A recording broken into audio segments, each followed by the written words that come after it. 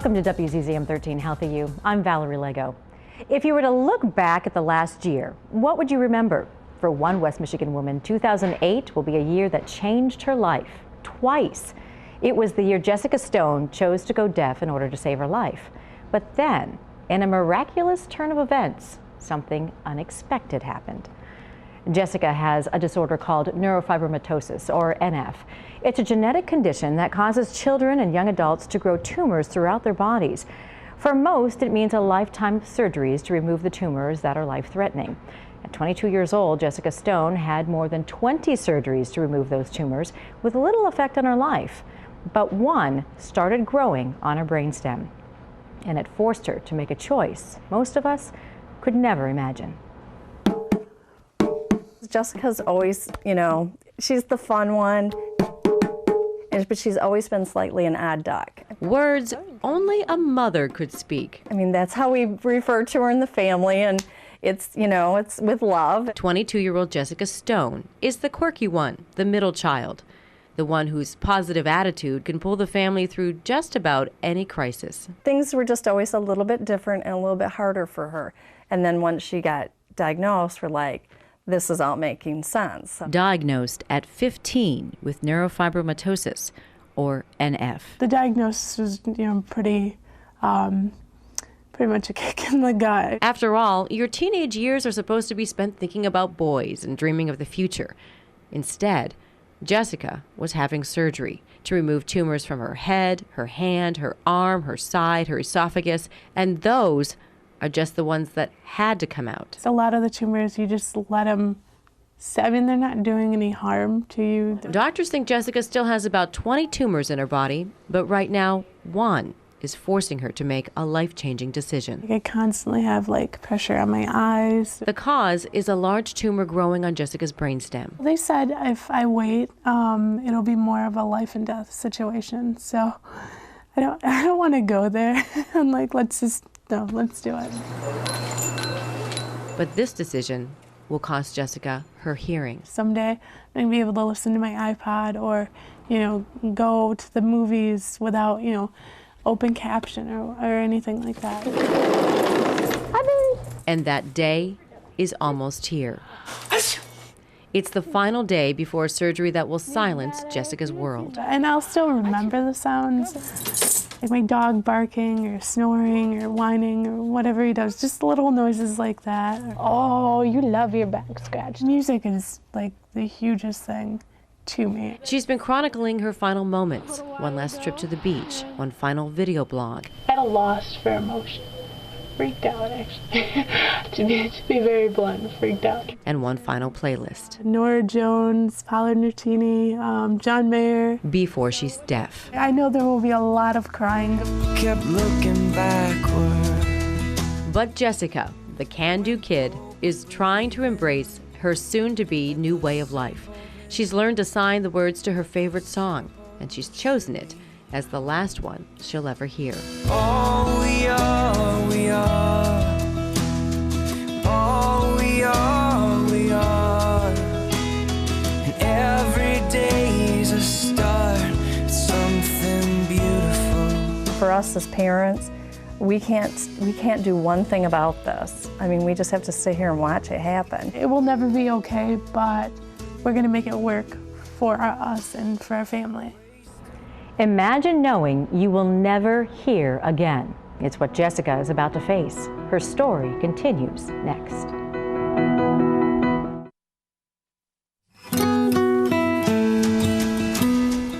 We continue now with the story of Jessica Stone and her battle with NF.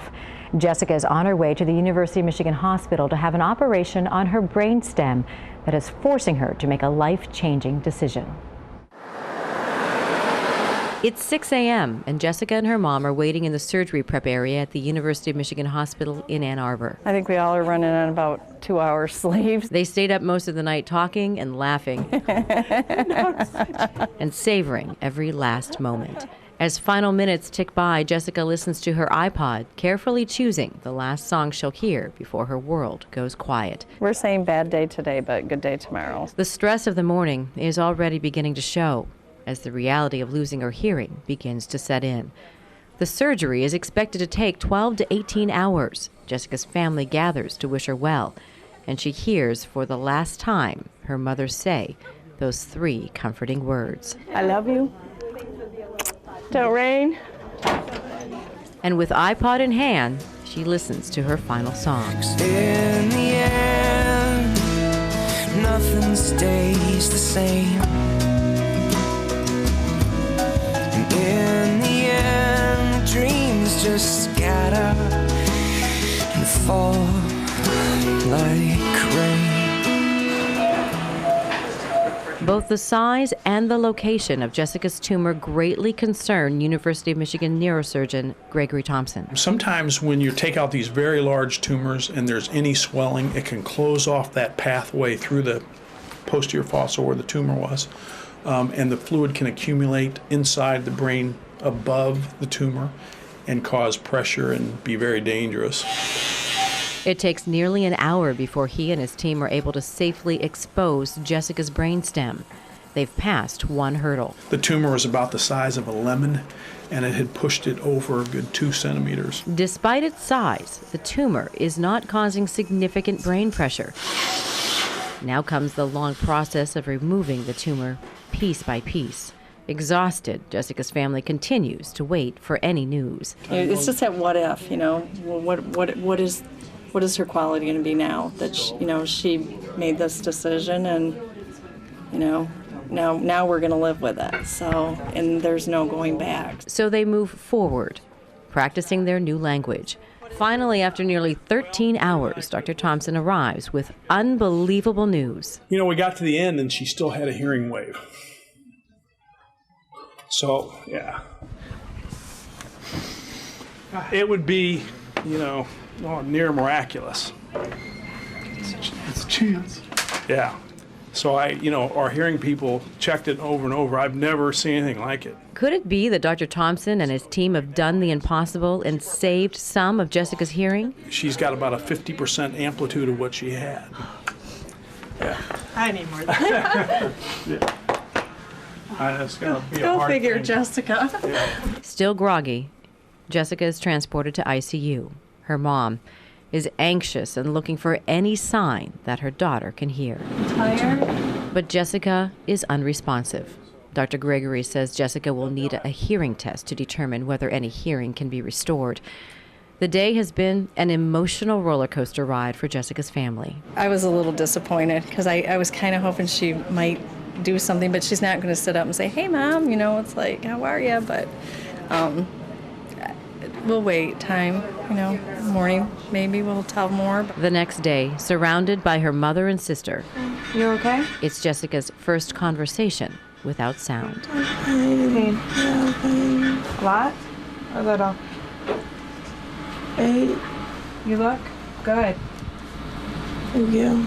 Jessica can't hear, but hope still remains for a miracle. Are you fine? Fine. It's been 1 week since Jessica's surgery, and recovery is proving to be a slow process. You think for being deaf it'd be quiet, but I can't get a constant thought in, and I'm constantly thinking about stuff. Jessica told me she's already had her first reality check. I took a bath. It's so weird to not hear water and to not hear all these things. Like her dog Toby on the porch whining because he wants to be near her. Try. It's tough for Jessica's mom to watch her daughter go through this process of adaptation. We have a deaf daughter, and we're going to deal with that. We're going to live like that. And from here forward, there will always be 2 Jessicas, the one that could hear and the one who's deaf. But combined, they have more courage than any of us will ever know. Now Jessica must return home in silence. When we return, the next step in her journey.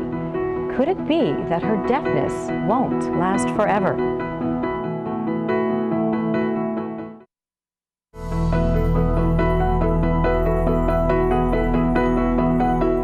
It's been 1 month since Jessica Stone's surgery to remove a tumor that was pressing on her brainstem.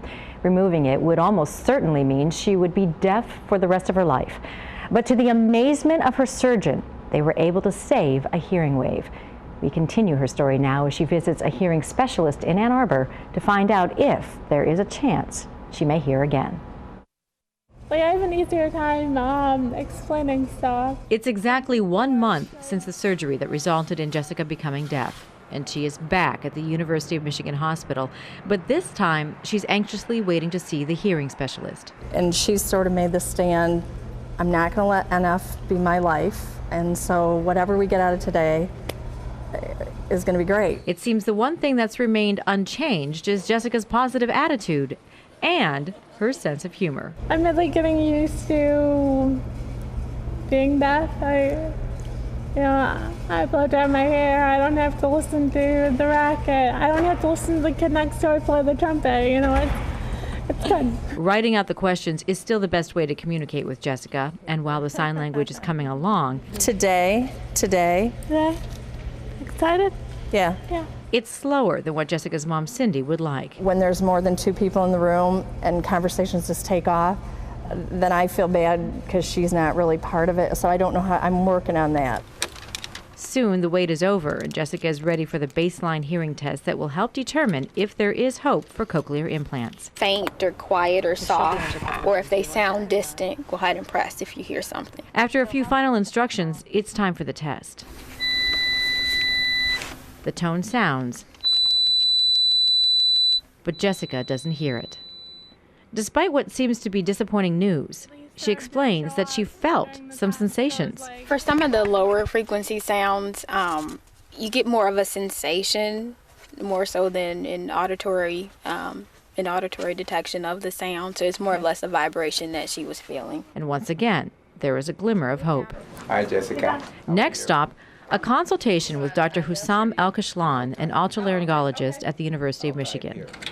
Dr. Al-Kashlan uses a computer to explain the next test he would like to perform on Jessica. They tried to preserve the hearing, and they had what we call a wave 1, so there might be something that we can still stimulate. Okay. And so we'll try that first. Okay. The test involves inserting a needle into Jessica's cochlear nerve and stimulating it with an electrical current, with the hopes that she can hear tones. It's a test that unfortunately will have to be done during her next visit. This is a wonderful result. Yeah. I'm very happy to see her doing as well as she is doing it. So for a few more weeks, there is hope that Jessica may be able to hear again someday through the use of cochlear implants. See ya. See you. I'll be in the OR with her. It's barely 6 months later, and Jessica Stone is about to have another life-changing event. Only this time, it could mean getting back her ability to hear. Since April, she's been learning how to cope in a silent world. So I can't call my mom or my dad and my brother and sister anymore. So we text message a lot, and that's nice because I got a really cool phone out of it. And she still has her sense of humor about being deaf, but it's not one she may have to keep for long. I just started learning what normal things are. Now, normal is about to change again. I love you.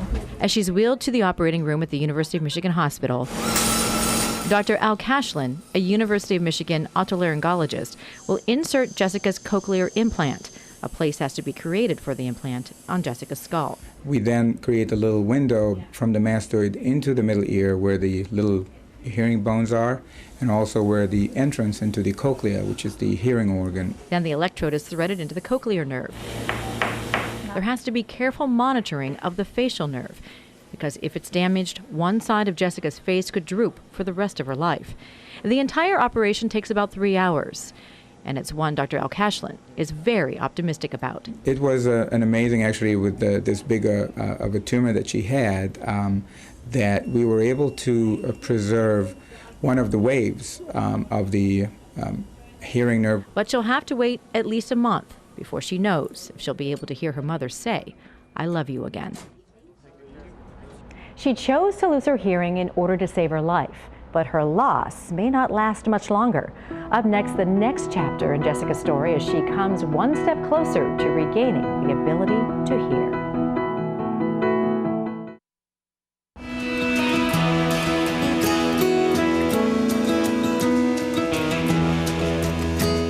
And now a conclusion of sorts to Jessica's story. At 23 years old, the Muskegon woman's journey, which began with a sacrifice, is ending with something she never dreamed, a miracle. I'm a huge girl. Since her surgery in April, Jessica has been chronicling her journey into silence through video blogs. I'm gonna get my turn back. From her home in Muskegon to her frequent trips to Chicago. Hey guys, this is Jess. To the moments before her cochlear implant surgery. When I get out and I'll officially be bionic. Despite her sunny disposition, it hasn't been an easy 5 months for Jessica. I feel so kind of left out and secluded on a lot of things. Because even a simple walk along Lake Michigan is an entirely different experience for her. Every day I have to remind myself, this is your life. You have to keep doing this because I don't give up. And she hasn't. She was determined to learn to live in a deaf world, using her new BlackBerry to keep connected with friends and family, learning to drive without the radio, and she's even learned to play the drums by feeling the vibrations they make. But after mastering her new skills, she finds herself at yet another crossroad in life. Maybe, I'll hear my dog whining to go outside in the morning, or hear my dad playing guitar, or simply be able to call my mom and tell her all the stupid things I did today. Because maybe Jessica will be able to hear again. In September, she underwent surgery for a cochlear implant. Now, she's waiting to learn if her world will no longer be silent. I'm going to the doctor in 2 days, and maybe I'm going to get my hearing back. Maybe I won't. I don't know. It means another trip to the University of Michigan in Ann Arbor, a visit with another doctor. I think with her nerve being damaged as it was with the removal of the tumor, that might affect her ability to understand. And unfortunately, shaving her head one more time to attach the implant. After nearly 20 minutes of adjusting, it's time for that final test. Dr. Teresa Zwollen with the University of Michigan Cochlear Implant Program begins with a series of beeps to test Jessica's hearing. I think I'm getting something. Jessica's mom and dad hold their breath, waiting, hoping. Yeah, I got it. Oh, I got it. Right! It's an emotional moment, but only a first step. After all, they still need to learn whether or not Jessica can hear more than beeps, but voices too. Okay, hello, Jessica. 1, 2, 3, 4, 5. And I'm just getting a lot of beeping. A few more adjustments. 1, 2, 3, 4, 5. 1, 2, 3, 4, 5. Bup, bup, bup, bup. Beep, beep, beep. Yeah, very good. And for the first time in 5 months, she hears her parents' voices. I love you. I love you. It's an unbelievable ending. I thought I was never going to hear my parents say I love you, and I did today. I can hear again. It's just, I want to cry, and I'm so happy about it. Thank you so much. It even surprised her doctors. She's our first. She's our first like this. She's unique and she's special. So we are, we are. Oh, we are. 2008 will be a year Jessica will never forget. It's the year she learned to appreciate the little things. I can't wait to hear the water. The year she learned that sometimes acceptance, a positive attitude, and a little faith can move mountains. And every day's a start, something beautiful. Life to me is beautiful. And the year she found strength in a song by Matt Nathanson.